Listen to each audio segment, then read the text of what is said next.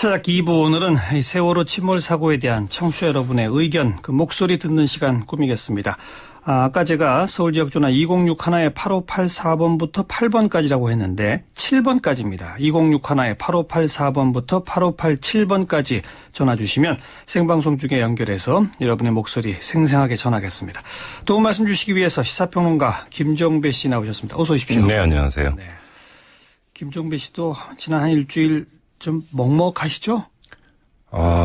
옛날에 멘붕이라는 단어가 유행을 했었죠. 근데 진짜 저는 개인적으로는 멘붕이라고 하는 걸 처음으로 겪어본 게 이번입니다. 정말 어떻게 할 말을 할 수가 없고 그냥 멍한 상태.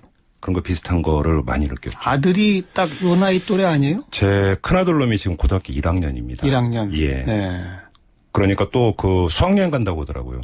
그러니까요. 예, 그런데 이제 저는 수학여행 가고 뭐 수련회 간다면 그걸 한 번도 신경을 쓴 적이 없는데. 그러게 말이죠. 요번에 솔직히 신경이 좀 쓰이더라고요. 네. 이 사건을 겪고 나니까. 예.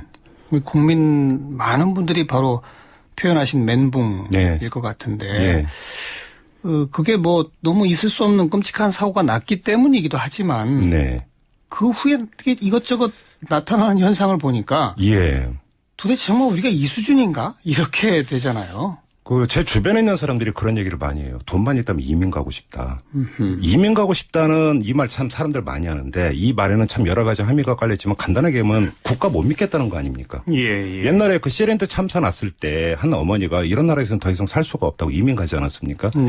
이번 그 사건을 통해서 나타나는 멘붕, 이 멘붕의 실체가 뭐냐? 제가 볼 때는 신뢰의 위기라고 생각을 해요. 그렇죠. 국가에 대한 신뢰의 위기. 국민들은 국가를 선택할 권한이 없습니다. 태어나면서 대한민국의 국민이 되죠. 그렇지 않습니까? 그리고 국가가 나의 생명과 안전과 재산을 지켜준다고 믿고 주권자로서의 권한을 위임을 하고 강제력 용인하고 세금을 냅니다.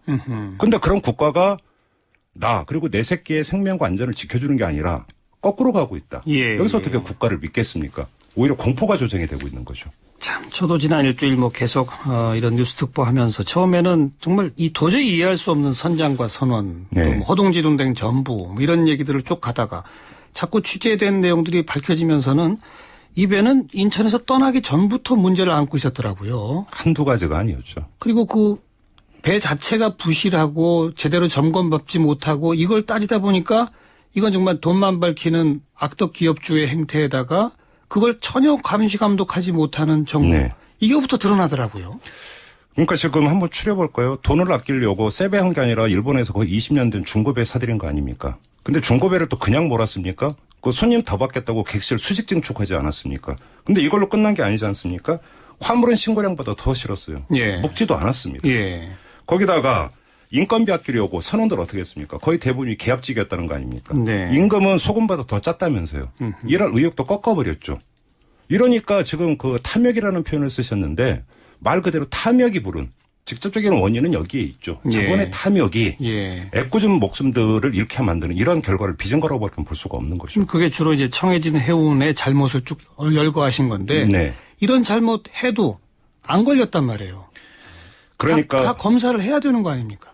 제가 그 어떤 분하고 그 얘기를 나누다 보니까 자본에는 윤리가 없습니까? 제가 이렇게 물어봤어요. 그랬더니 이 학자분이 하시는 말씀이 이제 애둘러서 표현을 하던데 자본의 윤리가 어딨냐? 이런 말씀이에요. 결과적으로는. 그런데 자본의 윤리성은 결국은 사회적 통제가 어떻게 얼마만큼 작동되느냐. 그게 국가의 역할이죠. 거기서 좌우되는 거다. 이분이 어떤 말씀을 했냐면 자, 일본의 자본은 착해가지고 설령이 오래된 배를 그러면 해외로 수출하는 줄 아냐. 걔네들도 더 물고 싶어 할 거 아니냐. 그런데 사회적 통제가 엄격하기 때문에 더 이상 안 물고 세배로 바꾸는 것이다. 그럼 우리나라는 어떠냐라는 거예요. 오히려 여기서 사회적 통제라고 하는 게 뭡니까? 안전점검 제대로 하고 관리감독 제대로 하고 사고가 치면은 사법적으로 응징하고 이 시스템이 그러니까 제대로 작동이 돼야만이 자본의 탐욕이 제어가 되는데 지금 드러난 게 어떻습니까? 그 방패막이 누가 있습니까? 해양수산부 장관들이 내려와서 방패막이 한 거 아닙니까? 그러니까 사회적 통제의 맨 꼭대기에 있어야 되는 관료들이 이들의 방패막이 역할을 하고 있으면서 카르텔을 형성을 하고 있었다라는 거예요. 그러니까 해피아라는 단어 또 나오더라고요. 해피아 나오죠. 그러니까 해양 아까 마피아. 국가에 대한 어떤 신뢰 위기라고 말씀을 드렸는데 그 신뢰 위기를 지금 자초하고 있는, 그러니까 그 조장하고 있는 사람 중에 핵심에 있는 게 바로 관료들이라는 겁니다. 사실은 사회적 통제가 이들로부터 비롯돼야 되는데 오히려 결탁을 하고 있는. 사회적 통제 권한을 가지고 자기들의 이권을 챙기려고 수단화하는 데서 여기서 문제가 발생하고 있다는 거죠. 배를 가지고 연안유객을 담당하는 해운 회사들이 있습니다. 그 회사들이 모여서 만든 이익단체가 해운조합입니다. 그렇죠. 해운조합의 이사장은 대부분 해양수산부 관료들이 내려와서 자리를 꿰찹니다. 그런데 그 해운조합이 이런저런 점검, 안전점검을 합니다. 사실요, 논리적으로 말하면 큰 사고가 나면 그 회사 망하잖아요. 망하죠. 그러니까 해운조합은 제대로 감독해야 하는 게 맞아요. 근데 반대로 했다는 거죠. 대충 했다는 거죠. 그리고 대충 할 수 있도록 해양수산부에서 온 이사장은 그냥 놔뒀다는 거죠. 그게 카르텔 아닙니까? 근데 문제는 거기에는 이게 있는 거죠. 사고를 치면 망한다라고 하면 제대로 하는데 망하지를 않는다라는 겁니다. 이것이 뭐냐면 사법적 응징의 문제인데 사고를 치고 나면 이래서 어떤 법과 제도도 사실은 허점은 있게 마련이죠. 그 허점을 메워줘야 되는 게 사후적인 사법적 응징이어야 되는데 예를 들어서 징벌적 손해배상이라든지 이런 것들이 이루어지면서 거의 거덜나게 만들어버리는 이 사법적 단죄가 안 되니까 사고를 쳐도 어떻게 무마하고 넘어가면 우리는 계속 갈 수 있다라고 만약에 믿는다면 자본이 자기들이 안전점검 제대로 할 리가 없는 거죠. 이게. 자, 뭐 선장 선원 얘기 시작도 아직 안 했습니다. 그 출발 전부터 배가 문제 있었다. 그걸 제대로 점검하지 못했다까지밖에 안 왔는데도 벌써 막 기운이 빠지네요. 그렇죠. 청취자분들 얘기 좀 듣겠습니다. 8585번 연결돼 있습니다. 여보세요? 보세요. 예, 자기소개하시면. 예, 경상남도 김해에 살고 있는 또 서금성입니다. 진해. 네네. 바로 해안 도시네요. 해안이 아니고 농지가 많고. 예, 알겠습니다. 네네. 자, 말씀하세요. 어떤 의견이세요? 예, 작급의 그 세월호의 그 사건은 이건 구조적인 문제고요. 앞으로도 또 이런 일이 생긴다고 저는 단정적으로 얘기할 수가 있습니다. 그 이유는 선출직이나 관료나 국민을 바라봐야 될 텐데 대통령을 바라보고 일을 하다 보니까 그저 대통령에게 환심 사는 게 최상의 그 목적이다 보니까 이런 문제가 생겼고 또 하나 중요한 건 우리 사회가 가진 자들이 지식이든 권력이든 돈이든 이런 사람들이 더더욱 비겁한 겁니다. 그래서 이런 것들은 구조적인 문제고 또 하나 문제는 그 이준석 선장 그 실상을 제대로 또 알아봐야겠지만은 현재 나타난 게 사실이라면 모든 거의 키를 쥐고 있죠. 배에 키를 쥐고 있고. 그렇죠. 우리 사회에 키를 쥐고 있는 사람들이 더더욱 무책임하고 책임을 방기하고 이런 일들이 비일비재하죠. 또 하나는 정말 정의냐 불의냐 선과 악의 기준돼야 될 텐데 이게 강하냐 약하냐 이런 것들이 기준이다 보니까 기회주의자들이 득실거리고 이거 저 나라가 성나간 위기에 있고 우리 편이냐 아니냐가 또 다른 기준이다 보니까 우리 사회가 여기까지 온 것 같은데 알겠습니다. 저는 이거 정말 환골탈태하지 않고는 우리나라 미래가 없고 그야말로 이 나라를 떠나고 싶은 사람들이 심정적으로는 상당히 많다는 생각합니다. 예, 고맙습니다. 그러니까 뭐 지식이나 권력 또 어떤 그 자리 위치에 있으면 그만큼의 책임을 다해야 하는데 그게 아니라 위만 바라보고 자기만 생각한다는 의견 주셨고요. 다음 분입니다. 여보세요. 8586번. 예, 안녕하세요. 예, 의견 주세요. 어디 누구시고요? 예, 여기 서울 영등포에 사는 김경숙입니다. 예, 말씀하세요. 예, 저는 엄마의 마음으로 진짜 오늘 그냥 계속 저도 눈물을 흘리고 있는데 제가 이렇게 생각해보면 진짜 배려하는 마음이 좀 다른 사람을 보듬어줄 수 있는 마음이 있었다면 이런 일이 있지 않았을까 이런 생각을 많이 하고 있어요. 그러니까 사회 전체 분위기가 없는 사람하고 있는 사람하고 또 이렇게 갈라놓는 듯한 그런 게 많이 팽배해 있잖아요.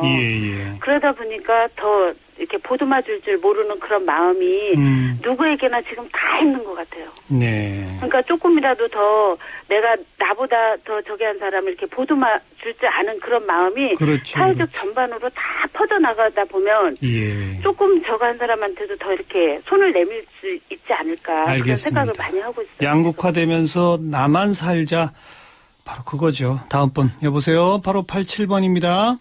네, 안녕하세요. 예, 자기소개하시면. 예, 인천의 오주학입니다. 예, 말씀하세요. 예, 저는 현재 고2짜리, 이제 대학교 다니는 애가 있고, 고2짜리하고, 아이고. 예, 중학교 다니는 애가 있었는데, 이제 정말 그분들하고 같은 그 예. 나이 대 부모거든요. 그렇죠, 그렇죠. 그리고 또 저희 막둥이 같은 경우 16일 날, 그날 또 아침에 설악산으로 수련회까지 떠났어요. 아. 그러다 보니까 이제 정말 돌아오는 그날까지 진짜 조마조마한 마음으로 그렇게 지냈거든요. 예. 그럼 먼저 피해를 본 유족들한테 진짜 위로의 말씀 드리고 싶고요. 정말 죄송하죠. 예. 예. 어디 보면은 꼭 제 자식들 같고 그런데 음흠. 이런 일을 당하고 또 제가 태어난 곳이 진도입니다. 아, 그렇군요. 예, 그러다 보니까 그쪽이고 해서 정말 마음이 너무 아프고 예. 뭐라고 말씀드려야 될지 모르겠습니다. 예. 근데 이제 이런 걸 보면은 지금 유력 정치인 아들이 지금 국민들이 미개하다고 그랬는데 저는 정말 정부나 사회 고위층들이 미개하다고 생각합니다. 예. 예, 이런 걸 지금 규제 개혁을 자꾸 푼다고 그러는데 음흠. 안전에 관한 규제는 계속 강화를 해야 되고 그렇죠. 정말 이것도 지금 이야기를 들어보면 안전에 관한 규제를 자꾸 풀다 보니까 이런 문제가 생긴 것 같거든요. 이명박 정부 때 25년을 30년으로 늘려줬답니다. 예. 선박이 운항할 수 있는 연한을 말이죠. 예, 업체하고 또 정부 기관들하고 유착 관계요. 예. 이것도 지금 이야기 나온 게 국민들은 누구나 가질 수 있는 그런 게 지금 다 드러나고 있거든요. 언론에서요. 그러게 말입니다. 예, 그런 문제가 시급한 것 같고 지금 사고 대책 수습을 하는 과정에서 보면은 정부에 대한 실망감이 너무나 크거든요. 예. 지금 서로 이제는 처음에는 마이크를 잡으려고 했던 사람들이 이제는 이제 문제가 될 것 같은 게 뒤로 물러나고 서로 안 잡으려고 하죠, 이제는. 자, 다음 분. 8584번입니다. 여보세요? 여보세요? 예, 자기소개하시면. 네, 인천에 사는 곽병국입니다. 곽 선생님, 말씀하세요. 네, 이거는 이 세월호 사건뿐만 아니고요. 예. 우리나라 공무원 선발에 문제가 있다고 봅니다. 예. 왜냐하면은 전문가가 비전문가한테 결제를 받는 형식이 우리나라 공무원 시스템 전체라고 봅니다, 저는. 그렇죠. 예. 왜 그러냐면요, 행정직이 전부 다, 수장이 전부 다 앉아가지고, 국어, 영어, 수학 공부 잘하는 사람들만 뽑아가지고. 맞아요. 전부 다 그런 사람들이 높은 자리에 앉으니까 1년만 자꾸 보직 변경이 되고 뭘 알겠습니까? 예. 실제 말해서 전문가가 앉아가지고 배를 지휘하고 이런 사람들이 해양수산부에 앉고 이렇게 해야 되는데. 네. 국어, 영어, 수학 공부 잘하는 사람들이 해양 청정되고 청정되니까 그 내막에 사세히 아무것도 모르니까 처리 능력이 없는 겁니다. 그렇죠. 공무원 선발이 전문직은 전부 다 한직이 기능직이나 이런 데는 밀려나 있고. 예. 모든 명령 내리는 기관에 행정직 공부 잘하는 사람 이런 사람들 앉아가지고 전문 지식은 하나도 없는 사람들이. 국어, 영어, 수학 이런 것만 공부 잘해가지고 앉아가지고 수장이 되니까 그 사소한 내막을 어떻게 처리를 합니까? 알겠습니다. 잘 모르는 이런 비전문가가 책임 자리에 맡으면 자꾸 뭘 보고하라고 시킵니다. 그럼 현장에서 수습할 사람이 그 보고서 만드느라고 정신이 없어요. 이것부터 역전을 시켜야죠. 이것부터 바꿔야 되는 거고요. 자, 아까 우리 출발 전까지만 얘기했었습니다만 그 후에 선장 선언 얘기는 그냥 짧게만 합시다. 전 처음에 믿지 않았어요. 네. 그 선장인가 승객들 버리고 도망갔다는 보도가 나왔을 때 왜냐하면 그 전에 서해 페리오 사건이 있었습니다. 예. 그때 언론이 대형 오보를 쳤었죠. 선장이 도망갔다고. 배 타고 도망갔다고. 그때는 선장도 바다 밑에서 사망한 채로 그렇죠. 발견이 됐죠. 예. 대형 오보를 쳤는데 그때의 기억이 너무나 강렬했기 때문에 설마 그럴 일은 없을 거다. 이것도 오보일지 모른다. 신중해야 된다 하고 며칠을 저는 믿지를 않았어요. 개인적으로. 예. 근데 그게 사실이라는 걸 아는 순간에 오는 아무 말을 할 수 없는 것. 어떻게 이럴 수가 있느냐. 정말 해도 너무했더라고요. 그리고 선장 한 명이 그런 것도 아니잖아요. 그러니까 말이에요. 선원들이 다 같이 온 거잖아요. 어떻게 이럴 수가 있는 거냐라는 거죠. 네. 이거는 진짜로 배에서 선장은 거의 모든 비상권한을 다 가지고 있는 거의 독재에 해당이 될 수 있을 만큼 엄청난 절대적 권한을 가지고 있는 사람인데 그만큼 책임성이라고 하는 게 있어야 되는 건데 전혀 아니라는 거잖아요. 자주 얘기합니다마는 학생들 가운데 구조된 비율은 지금 23%예요. 네. 선원들 가운데 구조된 비율은 79%입니다. 아니 그러니까 우리 사회의 한 단면을 보여주는 게 룰, 규칙, 규율 잘 지킨 사람들은 목숨을 잃었습니다. 네. 룰과 규칙을 비웃은 사람들은 살아남았어요. 예. 이게 제대로 된 사회입니까? 예. 뒤집힌 사회지 이게. 배 안에 있으라라고 하고 자기들은 이 무전기로 통신하면서 자기들만 다니는 통로로 가장 구조선 타기 제일 쉬운 위치에 모여 있었답니다. 그렇다고 하더군요. 그리고 이 관제소하고 통신을 하면서도 빨리 방송으로라도 하세요 하니까 방송 안 됩니다 해놓고 네. 사실은 그 시간 이후에 선실에 그냥 있으란 방송이 나가는 화면이 다 확보가 됐어요. 그러니까요. 거짓말까지 했다는 거 아닙니까? 예. 이거는 어떤 시스템, 제도의 문제가 아니라 어떤 하나의 한 사람의 인간의 어떤 본성의 문제로밖에는 이건 해석이 될 수가 없습니다, 사실은. 이 문제에 관해서만큼은 그렇습니다. 예. 물론 자기가 입고 있는 구명복까지 벗어서 학생들한테 주고 그렇게 많은 구조 노력을 한 선원들도 있습니다. 네. 일부라서 그렇죠. 네. 그런데 더 재미난 게 그거 아닙니까? 재미나다는 표현은 뭐하지만 선박직이 있고 그냥 예를 들어서 서비스직이 있었습니다. 배 안에서. 예. 승객들을 구하려고 자기 목숨을 버려서 구한 사람들은 서비스직 선원들이었어요. 예. 진짜로 알짜배기 선원들은 다 조타실에 모여있다가 자기들끼리 탈출한 것 아닙니까? 그 선박직 100% 구조됐습니다. 그렇습니다. 할 말을 잃으셨어요. 이 예. 부분에 대해서는. 또 처음에 학생이 해경에 이렇게 신고를 했고 거기서 그 인근 어선이나 이런 데다가 빨리 그쪽으로 가라라고 하기까지 약 14분이 걸렸답니다. 아니 위도 경도가 뭐냐고 물어봤다면서요, 해경이. 글쎄 그건 뭐 선장인 줄 알았다고 했다고 합니다만은 근데 하여튼 14분이라는 시간은 위기 대응 매뉴얼로 봐서는 너무 오래 걸린 거죠. 그렇죠. 그렇죠. 그러니까 이 초기 대응이라고 하는 게 얼마나 중요한 겁니까? 거기서 사람의 어떤 그 목숨이 왔다 갔다 하는 건데 아무튼 이 재난이라고 하는 게 재난 예방이 있고 재난 수습이 있지 않습니까? 예. 수습 단계, 아까 이제 예방 부분도 이제 잠깐 말씀드린 수습 단계 같은 경우는 이거는 거의 난장판이죠. 난장판이라는 표현 말고는 더 이상 할 게 없습니다. 가장 충격적이었던 것은 368명 구조했다고 중앙재난대책본부가 계속 발표를 했어요. 아니 그러니까 사고 나지만 학생들 전원 구조했다라는 보도, 그러니까 저것도 나오지 않았습니까? 그건 물론 보도도. 그건 오보였습니다. 예. 이제 대형 오보였지만 정부 공식 기구인 중앙재난대책본부가 네. 368명 구조라고 하는 이야기를 그 배가 침몰한 게 이제 9시경부터 아닙니까? 오후 약 3시가량 계속 368명이었어요. 네. 갑자기 160몇 명으로 줄었습니다. 네. 구조됐던 사람은 어디 물속에 있는 것도 아니고 다 어디 모여 있었잖아요.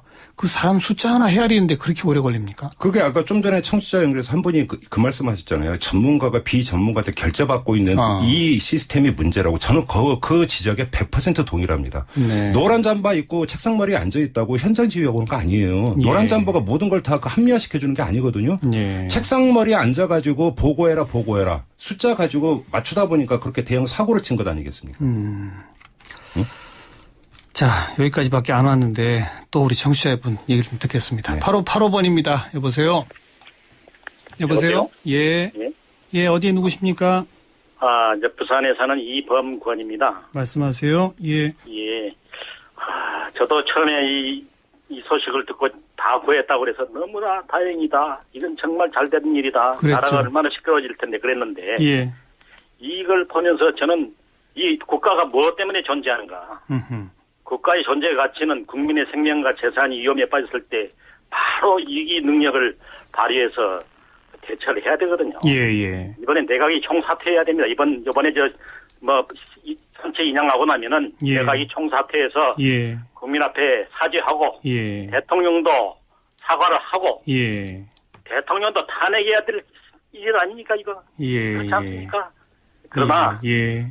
나라가 너무 혼란에 빠지면 안 되니까 예. 대통령을 위해서도 내각이 총사퇴해야 됩니다. 알겠습니다. 사회 정의가 안 서니까 네. 곳곳에서 전부. 자, 다음 전화입니다. 8587번. 여보세요? 여보세요? 예. 여보세요? 어디 누구신가요? 김포의 전병탁이라고 합니다. 네, 전 선생님 말씀하세요. 이번은 정말, 지금 애 둘인데요. 너무나 좀 가슴이 아픈데 아침마다 뉴스 보면 눈물이 많이 나더라고요. 근데 지금 제가 봤을 때는 사실 이게 한두 가지 문제가 아니었던 것 같아요. 예. 총체적인 문제인데 사실 그 중에서 가장 큰 거라고 보면 사실 이 사건을 선장하고 선원들로 뭔가 이렇게 초점을 맞춰준 것 같은데 사실 큰 문제는 회사가 이렇게 안전하지 않는 배를 가지고 운전할 수 있게 만든 그 회사가 문제가 큰 것 같아요. 그게 시작이죠, 시작. 근데 그걸 모든 거를 뭔가 선장하고 선원들한테 문제가 있었다.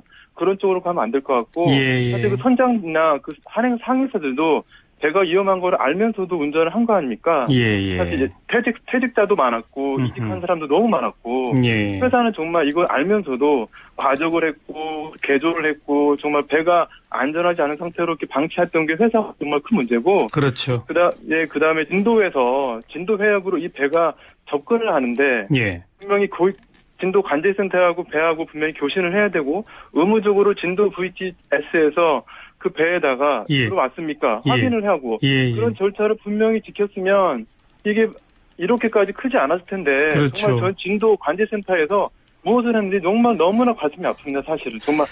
회사 그리고 진도관제센터는 해경이 담당하고 있습니다. 그 문제를 지적해 주셨고요.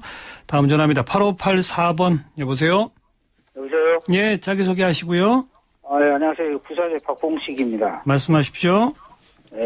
이번에 사고를 보고 총대를 몰고 모든 것을 풀어나갈 사람이 없는 것 같아요. 네네. 그리고 또 정부에서는 인사를 너무 잘못해가지고 전문가를 좀 인사를 해야 되는데 무슨 판사 출신을 갖다가 해수부 장관을 시키지를 않나. 이 박근혜 정부의 인사를 너무 잘못하는 것 같아요. 그러니까 밑에 사람들은 그냥 다른 나라 같으면 위에서 밑으로 내려가는데 우리나라는 밑에서 위로 자꾸 보고만 하다 끝나고. 그러게 말입니다. 책임도 안 지고. 정말 눈물이 나가지고 지켜보면은 너무 심한 것 같아, 이번에는. 그 관리자들은 노란 잠바 깨끗한 거 입고 때나 묻지 않는 깨끗한 잠바 입고 책상에 앉아가지고 하는 거 보니 진짜 말이 안 나오대요. 알겠습니다. 말씀 잘 들었습니다. 참 많은 분들 의견 주시는데 다들 말이 안 나온다. 어처구니 없다. 이런 얘기들이십니다. 앞으로 어떻게 해야 하느냐 이 얘기는 좀 이따 해야 될 것 같습니다. 일단은 좀 아직도 현재 진행형이니까요. 일단 사고 현장부터가 다 수습이 돼야죠. 그렇죠. 그게 최고 급선무죠.